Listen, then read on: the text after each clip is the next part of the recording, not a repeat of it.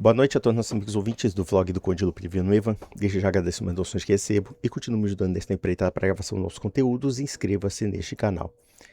Eu estou aqui na terceira parte para refutar o vídeo do tal Matheus Benítez, que dentre outras coisas solta um emaranhado de bobagens a respeito da Igreja Católica. E o que me impressiona muitas vezes é o alto grau de desonestidade argumentativa, como também de adulteração histórica, o que revela claramente que o Sr. Benítez, que gosta de se passar por algum tipo de intelectual ateu, na verdade não passa de um panfletário da pior espécie, né? Vamos ver esse vídeo aqui, no caso, né? No caso, esse terceiro tópico que ele coloca, milagres excêntricos, e vamos analisar as seguintes questões. Todos os supostos milagres defendidos pela Igreja são claramente falsos. É risível o nível de ridículo do sudário de Turim ou do sangue de Lantiano. Aqui nós temos uma apelação bastante hiperbólica, né? Nós temos primeiro o sudário de Turim e o sangue de Lantiano, que ele muitas vezes endurece e depois às vezes ele fica ali, liquefado e assim sucessivamente. Aqui existe aquela coisa da pura retórica hostil, quando na verdade o sudário de Milão é uma das coisas mais enigmáticas que podemos assim encontrar na história do cristianismo. Então, por exemplo, a questão do sudário não é uma coisa tão simples assim, né? Claro que existem inúmeras hipóteses sobre a origem dessa relíquia, né? Porém, querer simplesmente simplificar e dizer que tudo é ridículo, tudo é feio e tudo mais, quer dizer, aqui nós temos uma carência muito grande de objetividade e um excesso de adjetivos jocosos, grosseiros e revoltadinhos. Vamos lá. Você acha mesmo que se Deus existisse e fosse operar milagres, os milagres seriam esses, tão idiosincráticos, aleatórios e ineficazes? É preciso estar totalmente consumido pela ignorância ou pela dissonância cognitiva para crer nesses supostos milagres. Aqui nós temos um outro argumento hiperbólico que não quer dizer coisa alguma. Deus pode se manifestar da forma que ele quiser. Paciência, né? Por exemplo, no caso do sudário, o que há ali claramente é que nós temos não necessariamente só uma questão do milagre, mas uma peça histórica. Se o sudário de Milão, né, o Santo Sudário, for verídico, ele é uma peça histórica chave que comprova a ressurreição. Então isso aí é realmente magnífico, né? Realmente magnífico. Claro que até hoje a igreja debate sobre o assunto, tá? Existe uma tendência a crer que o sudário seja verdadeiro, mas a igreja não transforma isso num dogma de fé, abre a possibilidade de pessoas investigarem, dentre outras coisas, e aqui nós temos o aspecto da transparência da igreja. Ou seja, quer dizer, a igreja não te obriga a crer no Santo Sudário. A igreja não te obriga a crer quais sejam os resultados que possam ser investigados, por exemplo, dessa relíquia, né? Vamos lá. Aqui no canal tem vídeos desmascarando diversos. Claro, esse aí é o cara que desmascara tudo, né? Desmascara tudo. A única coisa que ele não consegue esconder é que ele não conhece nada de história, não conhece nada de teologia, e a única coisa que ele sabe ler é Nietzsche, que, convenhamos, é filosofia de adolescente mesmo. E eu recomendo o livro dos Milagres, de Carlos Orsi, para esse fim. O Sudário de Turim, que teve uma exibição em 2015, que atraiu muitos fiéis, e que é citado aqui e acolá como uma grande evidência milagrosa, que mostra até mesmo as feições de Jesus, é uma arte do século XIV. Aqui nós temos que entender uma coisa interessante. É verdade que, assim, existem problemas documentais a respeito do Santo Sudário, né? Que ele é registrado claramente no século XIV por conta de um nobre francês, né? E muitas pessoas realmente tinham dúvidas a respeito da sua origem.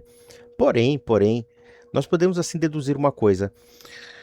O sudário de Turim é algo tão bem trabalhado, ele é tão bem feito em matéria de composição, e o que é pior, aquilo que foi descoberto, por exemplo, quando nós observamos aquela imagem que está no sudário, o mais incrível é que se você ver a olho nu, você não consegue. Você só consegue ver através de uma iluminação, ou através de um raio-x mesmo. Quer dizer, é como se a imagem de Cristo fosse marcada dentro daquele pano. Aí eu me pergunto cá com meus botões, as pessoas do século XIV e XV, que eu saiba, não viam essa imagem.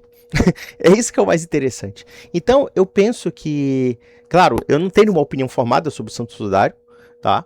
Existem opiniões prós e contras, eu precisaria até me aprofundar sobre o assunto, mas esse sujeito faz disso uma caricatura e uma simplificação que se torna até mesmo ridícula. Por quê? Porque acaba colocando em xeque a credibilidade do argumento dele.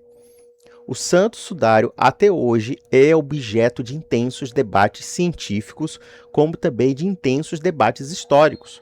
Existem coisas ali dentro do sudário que não podem ser explicadas tão simploriamente pela ciência. É esse que é o grande problema. Tá? Ou realmente a técnica medieval era tão aperfeiçoada a ponto de colocar praticamente uma imagem de raio-x de um pano, tá?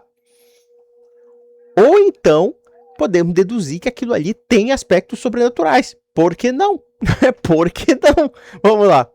Muitos especialistas trabalharam sobre isso. E todo esse processo está muito bem documentado em O Livro dos Milagres, de Carlos Orsi, que está aqui na descrição.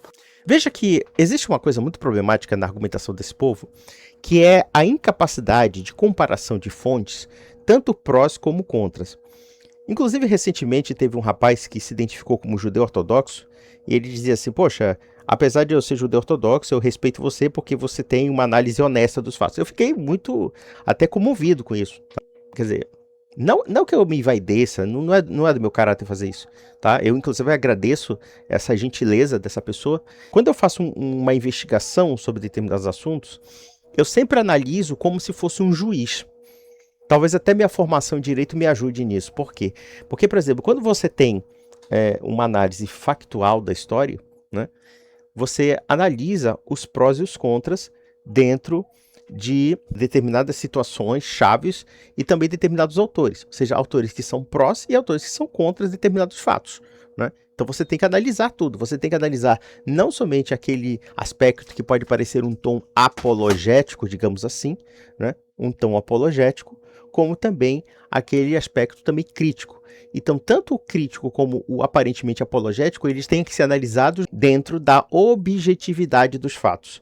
E a partir da objetividade dos fatos, nós fazemos os seguintes juízos de valor.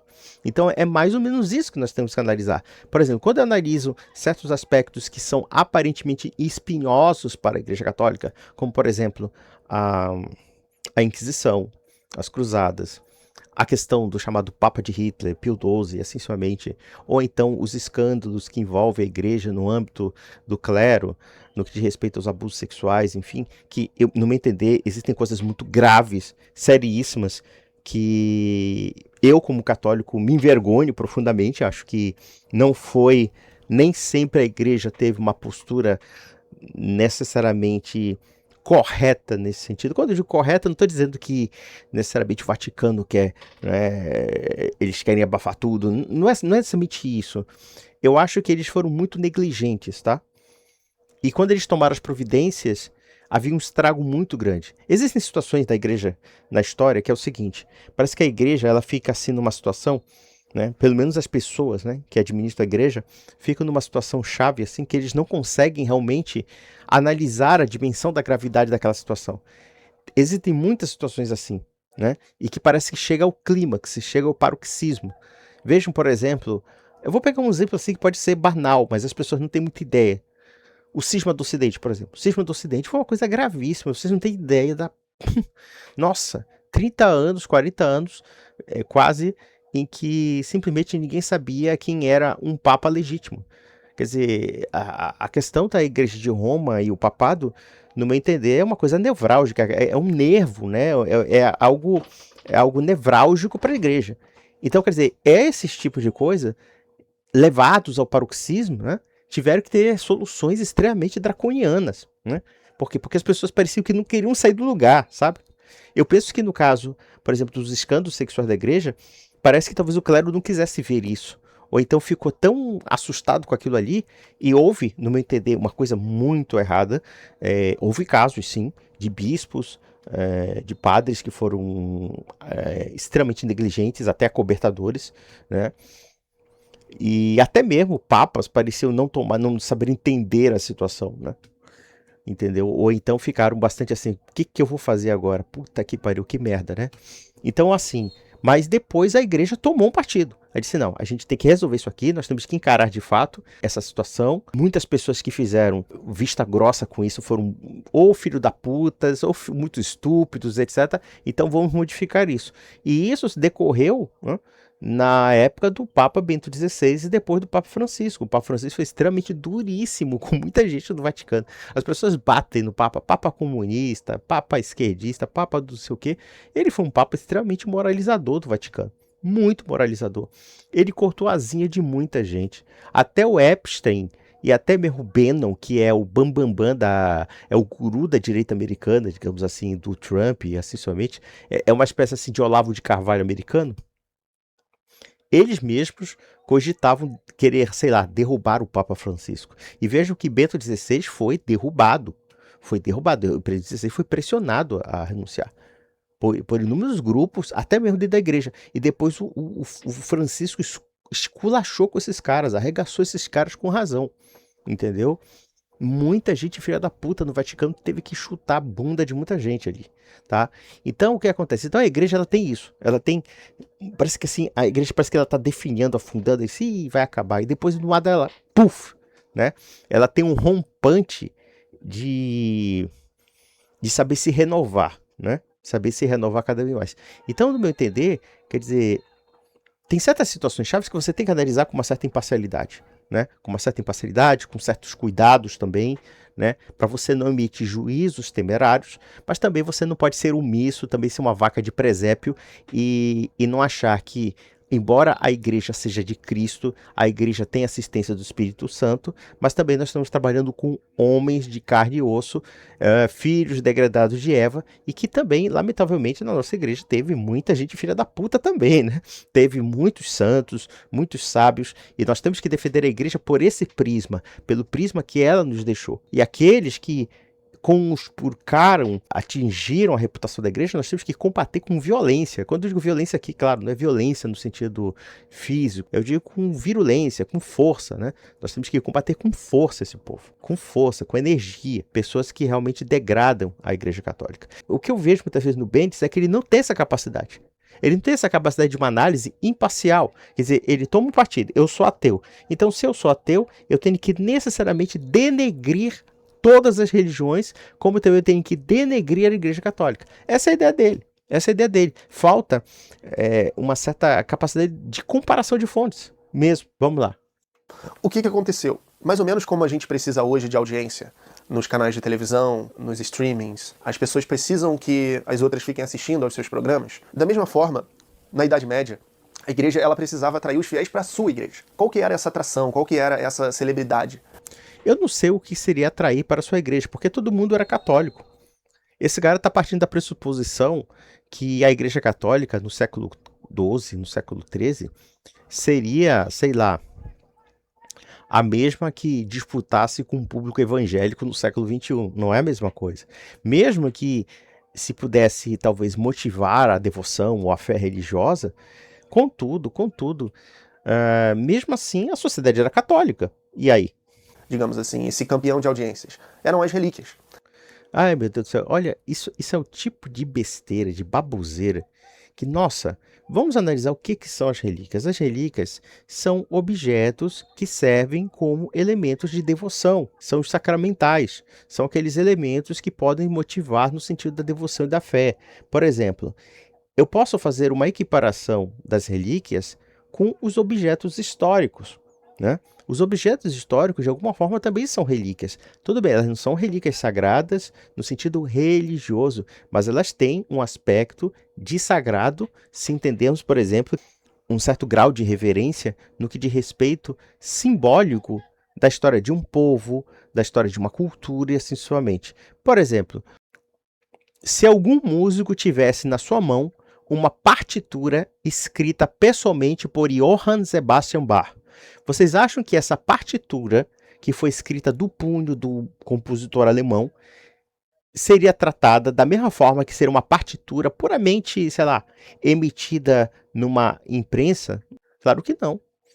Evidentemente que se você tivesse uma partitura original desse autor, você valorizaria muito mais e poder colocar até no museu, justamente porque ela é, de alguma forma, uma relíquia. Eu vou pegar um outro exemplo do que significa a relíquia, e isso não somente na história do cristianismo, mas em qualquer elemento da natureza humana mesmo. Por exemplo, vamos pegar o caso da pena que assinou a Lei Áurea. A pena, que no caso, que era uma pena de ouro, que assinou a abolição da escravatura no Brasil. Assinada, no caso, pela princesa Isabel. Vocês acham que isso não é uma relíquia também? Evidentemente que é uma relíquia. E por que uma relíquia? Porque aquele objeto adquire uma importância histórica distintiva pelo aspecto particular e original em que aquele objeto foi usado. Aquele objeto, na mão de uma mulher, libertou toda uma população de cativos que sofria há séculos inúmeras atrocidades, inúmeras opressões a respeito da sua condição de escravos. Se vocês forem para o Palácio do Catete, no Rio de Janeiro, vocês vão encontrar artigos que rememoram a figura do Getúlio Vargas. Existem objetos de Getúlio, inclusive a roupa que ele morreu, parece que existe isso. Então, quer dizer, você vê que é uma relíquia. É uma relíquia. Vamos analisar, por exemplo, o Largo da Boa Vista, né, que foi, no caso, a casa de Dom João VI, que pegou fogo no Rio de Janeiro, e perdemos mais de 20 milhões de artefatos históricos. Foi um dos maiores desastres históricos do Brasil. Ou seja, perdemos um patrimônio indelével, né, de vários aspectos da história brasileira, né? E aí eu pergunto para vocês, olha só o prejuízo do patrimônio de um povo quando ele perde todos os seus objetos que rememoram aquilo que esse mesmo povo de fato vivenciou. E aqui nós fazemos uma analogia com as relíquias dos santos. Então as relíquias dos santos são tão correlatos a explicar a história sagrada, como também a história de um povo, a história de uma nação, e assim sucessivamente. Ou a história de um clube, ou a história, sei lá, alguém vai lá no Pacaembu, lá no tem o estado do Pacaembu, tem um bocado de objetos, artefatos relacionados ao futebol. Isso não deixa de ser uma relíquia, tudo bem, talvez não tenha o mesmo valor, por exemplo, de que um artefato sagrado, mas é algo que tem valor, né? Algo que tem uma certa importância na história do futebol. E isso está ligado a vários povos. O povo judeu também tem isso. E assim, somente os lugares santos, por exemplo, são também objetos de culto, de reverência, de honra e assim sucessivamente. Então, quando esse cara fica falando que relíquia serve tão somente para fazer espetáculo, isso aí é de uma idiotice, de uma estupidez tremenda. Vamos lá. Por isso que existem pedaços de santos espalhados em diferentes lugares. Tem duas cabeças, dois crânios, supostamente autênticos de Tomás de Aquino em lugares diferentes. O dedo de Tomás de Aquino, se não me engano, está em uma igreja em Milão. Então começou-se a circular boatos e rumores e tentativas de apresentar peças milagrosas e relíquias. E foi nesse contexto que o sudário apareceu inicialmente. Vamos ler o que comenta Carlos Orsi. O sudário não existe na história antes de sua aparição na França. Uma nova igreja havia sido inaugurada em Liré. Na época, igrejas novas precisavam de relíquias, restos mortais de santos ou objetos supostamente tocados por santos ou por Jesus para atrair fiéis. Enfim, a igreja precisava de uma relíquia para avançar no mundo dos negócios, e ela surgiu. Seu proprietário era um cavaleiro, Geoffrey de Charnier. Sem falar que, imediatamente, a relíquia foi denunciada por não uma, mas duas gerações de bispos como fraude. Em meados do século XV, a neta vendeu o sudário para o Duque de Saboia. É com esse proprietário que a peça vai parar em Turim, onde ela está até hoje. E até 1983, embora ele estivesse lá, ele ainda pertencia à família Saboia. Mas ele foi, então, doado para o Papa João Paulo II por meio de um decreto no testamento de Humberto II, rei da Itália, que falecera. Bom, como é que a gente consegue, então, hoje, provar que se trata de uma fraude? Primeiro de tudo tem a questão da distorção. Quando você coloca um pano no rosto, se você tirar o pano, você vai ver que não vai ficar aparecendo a sua face ali bonitinha, como está na imagem. Na verdade, o que vai acontecer, vai aparecer uns borrões, umas manchas no pano que não remontam precisamente a um rosto, mas são a marca que um rosto deixaria. E os cientistas replicaram isso e viram que todas essas tentativas são muito diferentes do que aparece no caso da mortalha, digamos assim. Quando estudiosos tiraram fotografias e analisaram a mortalha, eles viram que ela deixava um negativo muito impressionante. Mas a explicação para isso é que o pintor que fez essa peça não estava buscando fazer um negativo.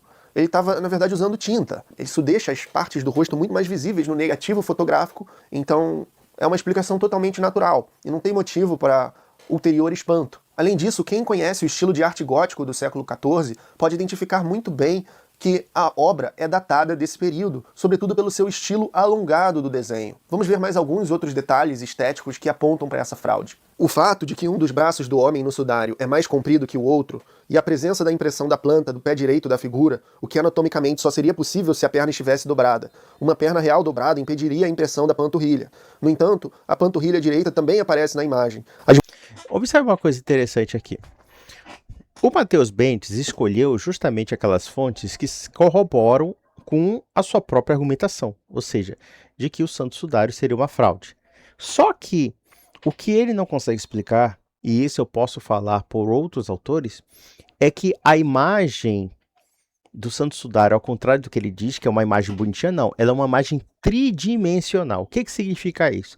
Significa que quando colocar o pano nesse corpo que poderia ser de Cristo, quando o pano afunda, você vai pegar todos os aspectos do rosto.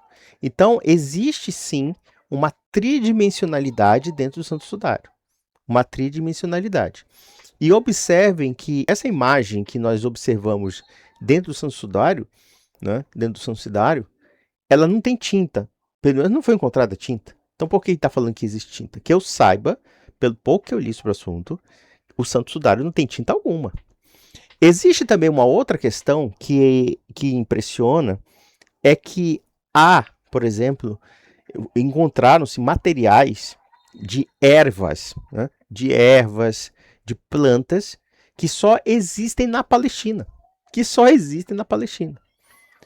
Então, existem tantos argumentos favoráveis ao Santo Sudário, como também argumentos desfavoráveis, que você não pode chegar e dizer isso aqui é literalmente uma fraude, embora, evidentemente, alguns bispos achassem que fosse algo bastante duvidoso, como de fato, lamentavelmente, houve uma fase na história da igreja em que, sim, havia certas igrejas que acabavam criando, né? Havia certo tipo de charlatanismo de alguns maus bispos, de alguns maus monges que criavam realmente relíquias falsas. Isso aí eu não tenho nenhum problema de falar isso, não tem nenhum problema, eu acho que é a natureza humana, né? Mas também a gente tem que ter um pouco de cuidado, porque a falsa relíquia não nega a existência da verdadeira relíquia. Se, por exemplo, eu mostrasse para vocês, vamos pegar um exemplo disso. Se eu pegasse para vocês uma caneta e dissesse que essa caneta foi escrita na Lei Áurea, tá? Você poderia dizer assim, não, isso aqui é uma falsificação. Mas eu pergunto, o fato de eu disser que existia uma caneta que escreveu, que assinou a Lei Áurea, negaria a caneta original? Ou melhor, desculpa, negaria a pena original? Evidentemente que não, né? O abuso não tolhe o uso, tá? Então, o fato de existirem falsas relíquias não nega a possibilidade de existir verdadeiras relíquias. Então, é esse problema do raciocínio dele. O raciocínio dele é sempre tortuoso, tendencioso e sempre ligado a uma ideia de que, como ele quer falar mal, ele quer difamar ou coisa parecida, então ele não avalia os dois lados da história. Tá? Ele não avalia os dois lados da história. Vamos lá. As manchas de sangue no linho são vermelhas. Embora isso pareça natural, não é. O sangue fica cada vez mais escuro à medida que oxida, até tornar-se negro. Não podemos esquecer também que essa mortalha é incompatível com as Escrituras. No Evangelho de João, são descritos mais de um pano cobrindo Jesus. Aqui é um dos argumentos mais fracos dele. Veja que, se você soubesse com mais detalhes os estudos do Santo Sudário, Sr. Bendis, você saberia que a mortalha que cobriu Cristo é a primeira dentre tantas outras que foram cobertas em cima dele. Então, quer dizer, você não sabe muito bem o assunto que você está debatendo. Pelo contrário, você pega militante ateu, que já tem uma coisa previamente colocada na cabeça que ele acredita que é falso, mesmo que se prove ser verdadeiro, mas ele vai sempre defender aquela tese, né? E vai, evidentemente, pegar os pontos que corroborem com a sua tese, e ele não vai necessariamente discutir aquilo que de fato é uma análise que tenha uma certa objetividade. Então observem que no final das contas, quer dizer, Ele não sabe disso, né? Ele não sabe desse mero detalhe de que os estudiosos demonstraram claramente que Cristo não foi somente coberto com um pano, né? Aquilo ali era o pano principal, aquilo era o pano principal que estava cobertando Cristo, ou supostamente cobertando Cristo, tá? Porque o sudário, ainda que seja apresentado como uma relíquia, a igreja não recusa questionamentos sobre a validade deste tipo de objeto. Vamos lá. Um para a cabeça e o outro para o corpo. Aqui a gente tem um pano inteiro cobrindo ele todo. Também podemos ler no Livro dos Milagres. Entre 1969 e 1973, um grupo de cientistas italianos preparou o terreno para análise científica do sudário, propondo, por exemplo, a criação de um sistema de coordenadas para localizar a procedência exata das amostras que viessem a ser retiradas do tecido, e fez um primeiro levantamento da peça.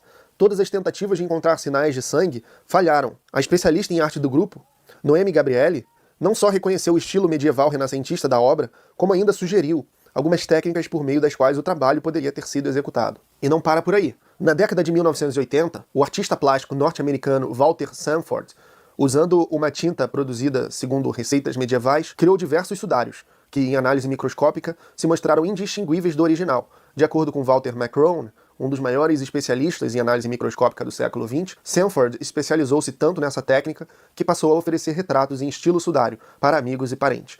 Mas o que está acontecendo realmente no caso do sangue de San Genaro? Vamos ler um trecho do Livro dos Milagres. O evento é bem documentado e ocorre até hoje. O sangue, cerca de 30 ml de substância desconhecida de cor marrom, contida num frasco redondo e achatado mantido dentro de um relicário de prata, se liquefaz na cerimônia realizada na Catedral de Nápoles, quando o relicário é erguido, deslocado e inclinado, para verificar se o coágulo se dissolveu e se o líquido flui no interior da ampola. Há alegações de que até mesmo o peso do relicário aumenta durante o milagre. É um milagre bastante bizarro. Por que Deus estaria fazendo um milagre num corpo de entre diversas pessoas iluminadas, supostamente, do passado, aleatoriamente, em vez de realizar milagres no Sudão, na Ucrânia, no Oriente Médio, onde as coisas estão realmente precisando de milagres? Primeiramente, e quem garante que não existam milagres também nesses lugares? Será que eles foram registrados? Você não sabe. Você não sabe. É sempre aquela história, é aquela falácia de que se existe uma exceção que foi detectada, logo ela é um fator para negar outros acontecimentos. Isso não chega nem a ser um argumento sério. Veja que a Igreja Católica permite, né, a investigação sobre essas relíquias. Então, quer dizer, se a Igreja Católica permite isso, então ela não quer fraudar ninguém. Ela não quer enganar ninguém. Muitas vezes, uma relíquia tem um valor muito mais simbólico, muito mais de caráter devocional, do que propriamente um milagre. Pode ter havido um milagre lanciano pelo sangue que se torna líquida e depois se torna grossa? Pode ser que sim, pode ser que não. Eu não estudei profundamente a questão do sangue de Lanciano, né? Parece que é lá desse caso, né? Mas eu já li alguma coisa sobre o sudário. Eu acho que o caso do sudário é um caso muito complexo. É um caso que realmente tem muitas controvérsias. Existem inúmeros estudos prós e contras. E eu penso que a questão é bastante inconclusiva, tá? Ela é inconclusiva no meu entender, tá? Eu não tenho uma opinião formada sobre o santo sudário. Porém, a Igreja Católica, se ela quisesse enganar alguém, se ela quisesse trapacear alguém, ela não teria documentos da Idade Média afirmando sobre a veracidade ou não desse documento. Então, observe que a Igreja Católica, até nisso, ela é séria. Então, por exemplo, quando ele fala que existe uma fraude da Igreja Católica, eu pergunto, que fraude é essa da Igreja Católica que permite estudiosos contestarem, né, a possibilidade de essas relíquias serem verdadeiras? Percebe a contradição em torno disso? Ele mesmo está mostrando pessoas que estudam sobre o assunto e que acham que talvez esses objetos ou essas relíquias não sejam originais, tá? Não sejam originais. E a igreja se posiciona de uma forma transparente, assim, não, pesquisa aí, vê aí se é original, não, a gente até quer saber, né? A própria igreja diz isso. Aí ele diz, Aí o senhor Bentes chega numa conclusão oposta daquilo que a igreja mesmo prescreve. Ai, meu Deus, vamos lá. Professor italiano de química, famoso por contestar milagres e teses pseudocientíficas, Luigi Garlaschelli, explicou que o fenômeno, na verdade, é natural e se chama tixotropia. Segundo o Livro dos Milagres, trata-se basicamente da propriedade que algumas substâncias têm de se tornar menos viscosas, mais líquidas, por assim dizer, quando agitadas. O ketchup é um exemplo corriqueiro do material tixotrópico. O próprio ato de manusear o relicário, repetidamente virando de lado para checar seu estado, pode fornecer o estresse mecânico necessário para induzir a liquefação, escreve Garlas Kelly, que também criou sua própria versão do sangue milagroso, com uma mistura de óxido de ferro, calcário e outras substâncias. O sangue de Garlas Kelly funciona como o do relicário. Observe uma coisa interessante, veja. Eu não vou tocar no mérito se esse pesquisador fez a coisa certa ou fez a coisa errada. Mas muitos dos pesquisadores que ele cita, em geral, já têm uma premissa já prévia de querer provar uma falsidade. Então, você já começa já a colocar como suspeita um tipo de análise como essa. Infelizmente, muitos cientistas são um pouco propensos a crer em milagres, e nós sabemos disso. Eles são extremamente radicais nesse aspecto do naturalismo, esse aspecto relacionado ao cientificismo e assim sucessivamente. Então, da mesma forma que podemos, evidentemente, questionar ou não a validade dessas relíquias, e para nós católicos isso está aí aberto, porque nossa fé não depende dessas relíquias, por outro lado, também existe o extremo oposto. Existe o extremo oposto. Digamos que assim, vamos fazer uma hipótese bastante elucidativa. Digamos que o sudário seja verdadeiro. Né? Que o sudário seja verdadeiro. Ainda que exista pontos prós, pontos contras, alguns dizem que o linho era da Idade Média, outros dizem que havia costuras ou reparos no objeto, e assim sucessivamente. Tá? Existem inúmeras teorias com relação a isso. Tá? Mas digamos que de repente houvesse uma comprovação que fosse fatal e que demonstrasse que o sudário fosse verídico. Olha, se o sudário for verídico e se houver realmente algo que é inexplicável pela ciência e que por meios naturais aquilo não é explicável, então aí nós temos um problema muito sério para os ateus, como temos um problema muito sério para os cientistas e para os secularistas. E eu pergunto para vocês uma coisa. Vocês acham mesmo que essas pessoas que são tão aguerridas como Bendis e companhia, se eles tivessem a possibilidade de alguma evidência em contrário daquilo que eles acreditam, será que eles dariam o braço a torcer? Eu respondo, a resposta é um sonoro não.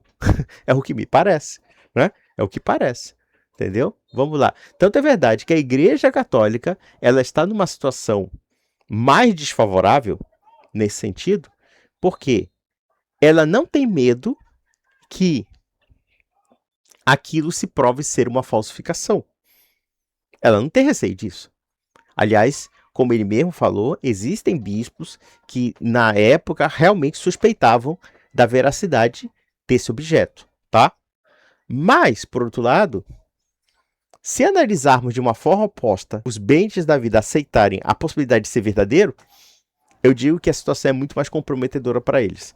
Claro que aqui também podemos falar por um outro aspecto, já que a nossa fé não depende de um objeto, mas depende de uma história, a história cristã, a história de Nosso Senhor, a história dos evangelistas, se os evangelistas de fato estariam falando a verdade com relação aos milagres, etc.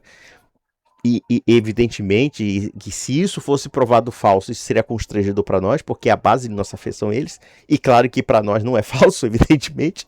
Tá? Aliás, eu acho que tem muitas evidências a favor, né, com relação a isso. No entanto, para eles também tem o mesmo dilema. O mesmo dilema de que, se houver uma prova conclusiva de que tais objetos sejam verídicos, então isso deixa os ateus e secularistas em maus lençóis. O mesmo vale para as relíquias de sangue de outros personagens, como o sangue de São Lourenço, em que alegações muito semelhantes são feitas. E a igreja proíbe que cientistas abram o relicário para estudá-lo. Conveniente, não? O mesmo vale para as relíquias de sangue de outros dióxido de ferro, personagens, como o sangue de São Lourenço, em que alegações muito semelhantes são feitas. E a igreja proíbe que cientistas abram o relicário para estudá-lo. Conveniente, não? O fenômeno da variação de peso, por sua vez, foi registrado 2 vezes e sem controle científico. Ele está falando que a Igreja Católica nunca deixou que as pessoas analisassem esse suposto sangue que se liquefa e depois vira sólido. Bom, mas se você está falando um bocado de cientista que está pesquisando os assuntos, então você está se contradizendo, né? Você está se contradizendo. Vamos lá. Uma em 1900 e uma em 1904. Posteriormente, quando os cientistas analisaram, eles viram que não tinha variação de peso nenhuma. Então pronto, então você está mostrando claramente que o seu enunciado principal se contradiz justamente porque esses objetos foram investigados sim. E de acordo com Garlas Kelly, em 1994 a Igreja Católica reconheceu isso. O que pode estar dentro do frasco? Uma combinação de corante, gordura, algo desse tipo. Não se sabe, né? Eu, pelo menos, eu posso até afirmar claramente que eu precisaria ler sobre a questão dessa história, mas isso aí é uma hipótese sua, né? Baseada num critério de militância, mas não um critério necessariamente de ciência. Ou melhor, uma ciência que pode ser instrumentalizada ideologicamente contra algo que você quer combater. E se a Igreja Católica admite que certas relíquias podem ser questionadas e investigadas, então a Igreja Católica também está preocupada com a verdade em algum ponto. Então, por exemplo, quer dizer, o que você está falando não tem muito sentido. De qualquer forma, o cientista conseguiu recriar uma substância que funciona exatamente igual ao que está dentro do frasco, de modo que a gente pode concluir que o milagre foi desmascarado. Se a igreja quisesse realmente fabricar um milagre fraudulento, né, ela não teria aberto a investigação, como de fato ela faz sempre. Vejam que, por exemplo, quando nós avaliamos a questão dos santos, vejam que quando a igreja avalia a questão dos milagres dos santos, a primeira coisa que ela faz é avaliar se aquele fenômeno é natural ou não. Então, se aquele fenômeno investigado, né, não tem uma explicação natural. E quando nós falamos de uma explicação natural, é o seguinte: vamos analisar, sei lá, uma situação de um cara que está, assim, terminal, né? Terminal mesmo, assim, terminal, sei lá, num câncer, numa doença horrível e assim sucessivamente. E os médicos disseram assim: esse cara não tem nenhuma condição de sobreviver, tá? Você vê o ultrassom do cara com os ossos carcomidos pelo câncer, esse tipo de coisa. Ou então órgãos vitais, etc. Aí, de repente, do nada, sei lá, alguém faz uma oração por ele, pede a intercessão de algum santo e alguma coisa, e no dia seguinte o cara acorda milagrosamente curado, vai ver, sei lá, faz um novo exame e se mostra que a pessoa simplesmente está intacta. Está intacta. Então você tem, sim, uma situação chave que não se explica. Porque dentro do processo natural era a morte, e de repente a pessoa do nada se curou. Alguém pode dizer que talvez possa ter um outro processo natural que a gente não conheça e que de repente aconteceu, mas só que não é encontrada essa resposta. E se existe um vínculo entre aquele ato sagrado de alguém rezar para um santo que é um intercessor e de repente a partir disso existir um milagre divino, por que não haveria essa possibilidade? É claro que o milagre tem um caráter providencial, né? Muitas vezes, né? Deus age como ele quer e quando ele quer. Pode agir para algumas pessoas e pode não agir para outras. Porém, é algo que acontece. É algo que acontece. E que provavelmente, sim, pode ter algum elemento sobrenatural. Vamos à questão dos escândalos da Igreja Católica. Vamos lá. Se os tópicos anteriores falavam sobre poder, política e dinheiro... É, claro, nós somos os filhos da puta, só pensamos em dinheiro, em poder, e agora, no caso, nós católicos gostamos de bumbum de criança, com certeza. Esse aqui fala sobre algo ainda mais sombrio. Oh, meu Deus, é claro, somos todos tarados sexuais enrustidos. Uma quebra de confiança brutalmente devastadora. Vamos falar sobre os escândalos de abuso sexual e, principalmente, sobre a máquina de ocultamento que a igreja operou por décadas. O que desmascara a instituição aqui não são apenas os atos individuais de membros do clero, mas a resposta sistêmica do Vaticano. Por anos, o protocolo não era proteger a criança ou a vítima, mas sim proteger a imagem da Santa Madre Igreja. Documentos como o Crimen Solicitationis, um decreto interno do Vaticano, instruíam bispos a manter esses casos sob o segredo pontifício. O resultado, em vez de serem entregues à polícia, padres acusados eram frequentemente apenas transferidos de paróquia. Observe que ele cita um documento que, se não me falha a memória, é de 1962, que é o Crimen Solicitationis, que fala dos procedimentos relacionados ao clero, tá? E que foi aprovado pelo Papa João XXIII. Esse documento não estabelece necessariamente que haja acobertamentos sexuais, mas sim que haja investigações a respeito de várias condutas impróprias do clero, e não somente são condutas de abuso sexual, mas a conduta mesmo relacionada a sexo, né? e que dentre as inúmeras punições havia também a demissão do Estado clerical. Tá? A demissão do Estado clerical. Não foi necessariamente uma política de acobertamento, como ele está falando. Na verdade, havia uma política de investigação referente a questões de condutas sexuais. Agora, é claro que o documento também tem problemas. Por quê? Porque como o documento era confidencial, né, para não causar escândalo, e aqui nós temos também um outro aspecto. Quando há um caso de acusação de escândalo sexual, a primeira coisa que nós temos que entender é que tem que haver uma presunção de inocência também. Um padre, um bispo, um clérigo, em geral, ele tem determinados elementos que são vinculados à sua pessoa que afetam a questão da comunidade, no que diz respeito à confiabilidade, no que diz respeito à credibilidade e assim suavemente. Não é somente defender a honra da Santa Madre Igreja. Infelizmente, teve pessoas que acobertaram, e eu acho que isso foi errado. E eu vou dizer mais, dependendo desse grau de acobertamento, eu acho que os bispos deveriam ser até responsabilizados de uma forma canônica. Seja o que for, o fato é o seguinte. É evidente que esse documento, embora ele fosse preocupado em evitar escândalos, e aqui nós temos um problema bastante dúbio, porque, por um lado, quando se acusa um padre, um bispo ou qualquer outro clérigo de algum tipo de prática ilícita, nós temos acusação contra essas pessoas e nós temos também o fato de que aquelas pessoas têm a presunção de inocência. Porque da mesma forma que a acusação pode ser verdadeira, ela também pode ser falsa. Vejam que, nesses aspectos dos escândalos sexuais da Igreja Católica, muitas coisas que foram acusadas na Igreja têm sua veracidade, tá? A negligência, um certo corporativismo e assim suavemente. Isso é um fato, tá? Mas também houve casos de acusações que eram falsas. Esse que é o grande problema. E não foram poucas. Vejam que a Igreja Católica Norte-Americana passou por esse problema, porque, por um lado, houve realmente casos terríveis, escabrosos, né, em que o clero foi extremamente negligente, né, simplesmente não queria ver a situação, ou então queria evitar escândalos, né? Isso é uma coisa completamente errada.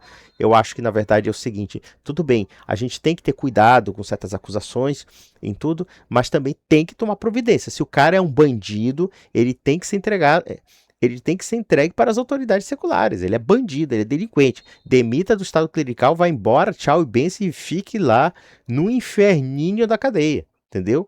Agora, por outro lado, como esses escândalos vieram à tona e a mídia explorou fartamente isso, no entanto, houve uma indústria de processos contra muitos padres que foram acusados injustamente. Então, por exemplo, se criou um celeuma tão grande com relação aos escândalos sexuais na igreja e de uma forma tão desproporcional, porque, por exemplo, mesmo que esses escândalos sejam graves, esses escândalos deveriam ser investigados, houve casos assim horrorosos mesmo, que a gente não pode negar. No entanto, também houve uma espécie de exagero, como se assim o padre fosse quase um criminoso em potencial, né? O clero fosse criminoso em potencial. E, na verdade, se nós analisarmos estatisticamente a questão da Igreja Católica nos casos de escândalos sexuais, ela é, em geral, menor do que a média de outros grupos sociais. Você encontra em professores, em escoteiros, em, sei lá, pastores evangélicos mesmo, não querendo criticar os pastores, evidentemente, claro que eu acho que a grande maioria é honesta, mas com relação a escândalos sexuais, do ponto de vista de uma proporcionalidade, é muito menor do que em outros setores da sociedade. No entanto, evidentemente, da mesma forma que eu acho que a mídia ajudou denunciando certos escândalos que eram omitidos dentro da igreja, mas por outro lado também ela instrumentalizou politicamente isso para atacar e dizer: olha, o clero é filho da puta, todo mundo é pederasta, gosta de marinar as crianças, etc. Então se criou também uma comoção e um escândalo de proporções maiores que, no final da história, criaram um estigma social profundo contra o clero. E observe que esse tipo de acusação ela não é de hoje, tá? Por exemplo, o Bendit falou sobre a Alemanha nazi e a Igreja Católica. Uma das acusações que os nazis faziam contra os padres católicos e os monastérios e os seminários católicos é de que havia abusos sexuais.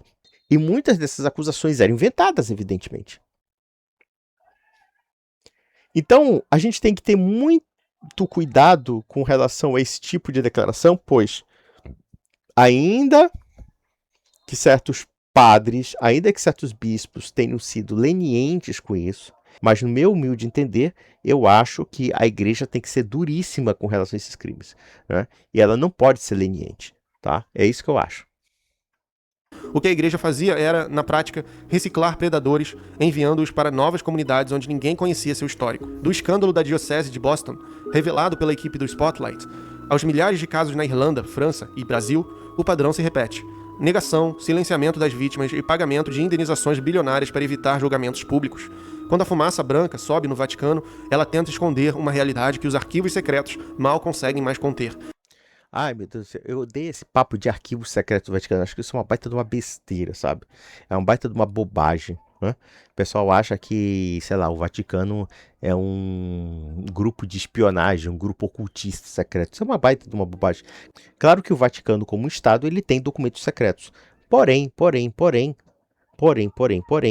tá? Muitas coisas que estão aí elucidadas, muitas coisas que estão aí expostas, mostram que essa secretude não é tão perfeita assim, né? Vamos lá. Não se trata apenas de maçãs podres, mas de um cesto que, por séculos, priorizou o dogma e a reputação institucional acima da segurança dos mais vulneráveis. Isso aqui é um raciocínio muito temerário, né? Muito absurdo, porque é como aquela história de você pegar a parte pelo todo. Claro, a Igreja Católica, como uma instituição que também é humana, ainda que tendo uma assistência divina, tem pessoas que, lamentavelmente, são mal intencionadas. Tem pessoas que, infelizmente, não foram à altura da missão que foi dada para elas, como católicas, como bispos, como leigos e assim suavemente, ou até como papas. Nós tivemos péssimos papas. Você pode ter certeza de uma coisa aqui, meu amigo, e isso falando como católico, há papas que hoje podem estar no inferno, tá? Podem estar no inferno mesmo, tá? E a Igreja Católica nunca recusou isso, tá? Eu não estou dizendo aqui que a Igreja Católica, na figura de certas pessoas, seja inocente. Não, eu não acho que seja isso. Porém, se superestima muitas coisas da Igreja Católica nesse aspecto, mas ao mesmo tempo se tenta negligenciar os aspectos positivos. Então a questão da reputação da Igreja Católica, como ele coloca, querendo ou não, ela existe. Ela existe. Veja, eu acho que a Igreja Católica tem que ser enérgica, tem que ser severa contra abuso sexual. Não tem perdão. Se você é um padre, se você é um bispo, até mesmo se você é um papa e você está vendo essas coisas e você está fechando os olhos, eu acho que é uma baita de uma sacanagem. Eu acho que tem que arregaçar mesmo, tem que tirar essa banda podre da igreja, porque ela, independentemente de qualquer segredo, independentemente de qualquer tipo de aparência, isso afeta e isso contamina e isso prejudica de uma forma gravíssima, não necessariamente a unidade da igreja. Eu acho que isso aí é até uma preocupação menor. Eu digo que é muito mais do que isso. É a incolumidade das crianças. É a incolumidade dos próprios católicos. A gente não pode achar que um cargo eclesiástico seja um passe livre para o crime. E isso porque, evidentemente, nós temos que combater sim um certo grau de corporativismo, nós temos que combater sim um certo tipo de omissão que certas pessoas fazem dentro da igreja. Seja leigo, seja eclesiástico. E isso eu concordo plenamente. Agora, a partir disso, dizer que todo mundo está sob suspeita, aqui nós temos um grande abismo, né? Vamos lá. O que vimos hoje não é a história de uma missão divina, mas a biografia de uma das corporações mais eficientes da Terra. As lendas milagrosas não representam o que o Vaticano realmente é, uma instituição. O filme Conclave retratou bem o quanto o lobby e a política estão envolvidos. É uma corporação como qualquer outra, com homens tentando se destacar em relação a outros. Ai, meu Deus do céu. O cara quer fazer crítica da Igreja Católica através de um filme. Como é que pode isso, cara? Veja, a Igreja Católica é uma instituição humana e divina. Mas é uma instituição também que está no mundo. E sendo uma instituição que está no mundo, vai lidar com pessoas imperfeitas, pessoas de carne e osso. O que nós temos que entender é que a Igreja Católica não se define apenas pelos maus católicos, mas se define também pelos bons católicos.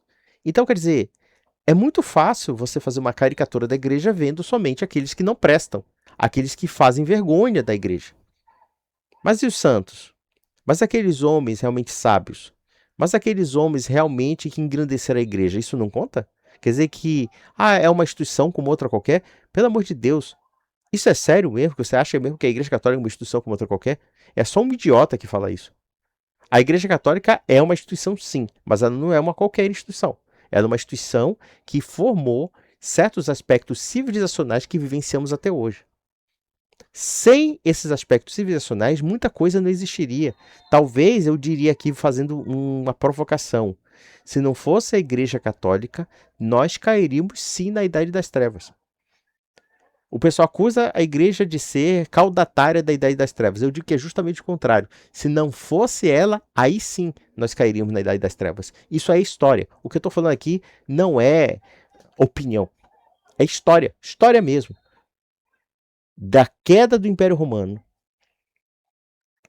até desde sempre, ela foi o termômetro moral do Ocidente, como também ela foi o aspecto contendor de muitas coisas ruins que surgiram na modernidade e que ela, com uma certa sabedoria peculiar, ela tomou partido para combater.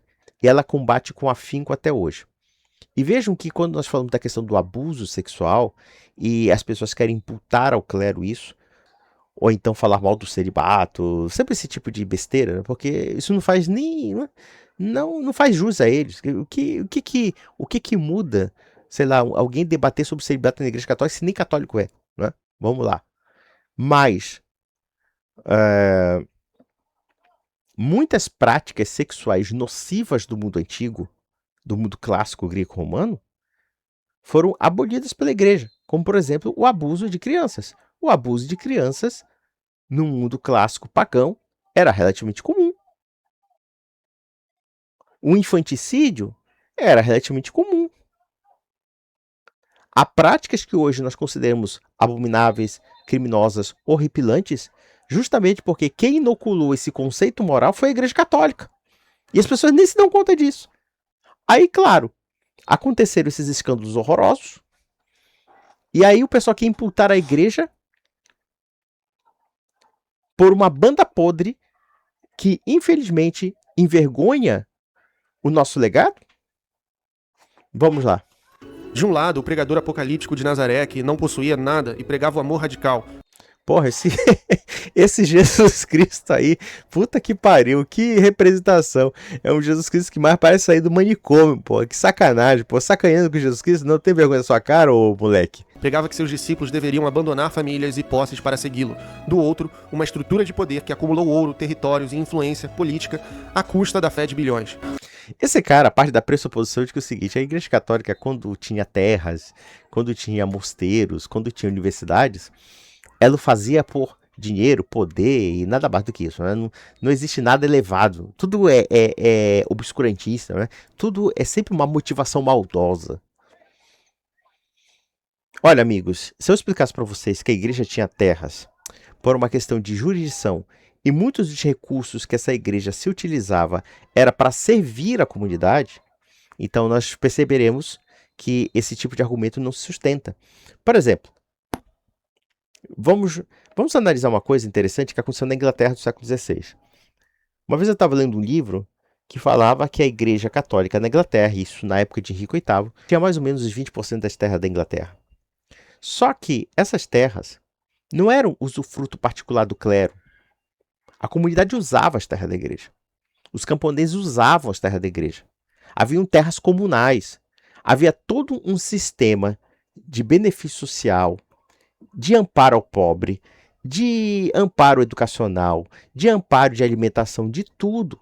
Quer dizer, quando esse pessoal fala de terras da igreja, esse pessoal acha que a igreja era como se fosse assim, sei lá, o fazendeiro rural do sul do Pará que estava explorando alguns escravos. Não era assim. Não era assim.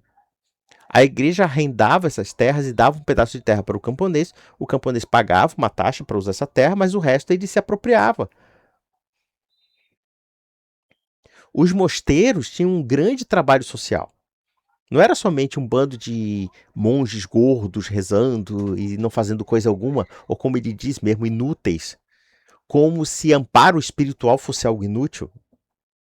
Mas também pudera, cara, um sujeito desse com o espírito de porco dele não vai entender isso. Então, quer dizer, esse tipo de caricatura, eu acho que, no meu entender, é muito vergonhosa, uma coisa que não corresponde à realidade, não é? Não tem valor histórico algum, só serve a título de propaganda. Vamos lá. Ao desmascarar a Igreja Católica, não estamos atacando a espiritualidade individual, mas sim expondo como uma instituição humana sequestrou uma mensagem de humildade para construir um império de controle. Ai, meu Deus do céu, como se ele se preocupasse com o cristianismo sendo um nietzschiano. O Nietzsche, que era um cara completamente debochado do cristianismo e que, contrapondo a fé cristã, que ele dizia que era uma fé de escravos, que ele dizia que era uma fé que, ao querer disciplinar a conduta humana, né, ele destruía aqueles elementos instintivos do mundo antigo, que ele achava que eram grandiosos, né, que é a virtude, que é a exaltação da personalidade, e assim sucessivamente, né? Quer dizer, esse cara é muito fingido, um nietzschiano querendo dizer que ele está preocupado com a religião do amor. Vai tomar no seu cu, cara, me desculpa, tá? Eu perco a paciência mesmo porque você está sendo realmente muito falso. É essa merda nietzschiana que inspirou um cara como Hitler. Muitos nietzschianos não gostam dessa interligação. Tudo bem, eu acho que o Hitler até certo ponto não era necessariamente um nietzschiano, tá?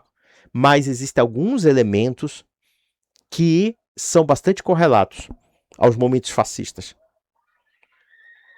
Essa história da vontade, da potência, essa exaltação da virtude que está ligada à vontade do poder, né? Inclusive, por exemplo, nós temos um documentário nazi criado pela Leni Riefenstahl chamado Der Triumph des Willen, o triunfo da vontade, o voluntarismo irracionalista, mas que promove, né, a força, o vigor, e o vigor se torna virtude, a força se torna virtude. Né? E que a interpretação dos valores, na verdade, é uma imposição de uma personalidade, é a imposição daquilo que eu quero ser belo, do que eu quero ser, sei lá o quê. Né? E o Nietzsche, coitado, era um sifilítico. Mas enfim, vamos lá. A verdade costuma ser desconfortável porque ela destrói as fundações de certezas que nos deram desde a infância. Mas, como o próprio Jesus teria dito, conhecereis a verdade e a verdade vos libertará. Esse que é o problema. O seu vídeo não é verídico. E o seu vídeo não liberta ninguém. Por quê? Porque falta objetividade. Eu vejo muitos adjetivos, eu vejo muitos rótulos, mas eu não vejo realmente nada factual. E veja que eu estou falando isso, evidentemente, como católico, defendendo a igreja, mas não vou fechar os olhos para a realidade. Eu coloco a igreja segundo aquilo que ela é, nos seus péssimos pontos e nos seus pontos positivos. Mas eu não posso ficar fabricando pontos positivos e pontos negativos. E é isso que você faz. Então, o seu vídeo é muito desonesto, o seu vídeo não tem objetividade nenhuma do ponto de vista histórico e não tem objetividade em coisa nenhuma. Então, meus amigos, eu encerro por aqui. Graças a Deus eu consegui, em 3 vídeos, refutar mais ou menos 29 minutos. Deixa eu ver. Acho que ele não tem mais nada o que falar. Ele vai falar assim, inscreva-se no meu canal, blá blá blá, esse tipo de coisa. Então é isso.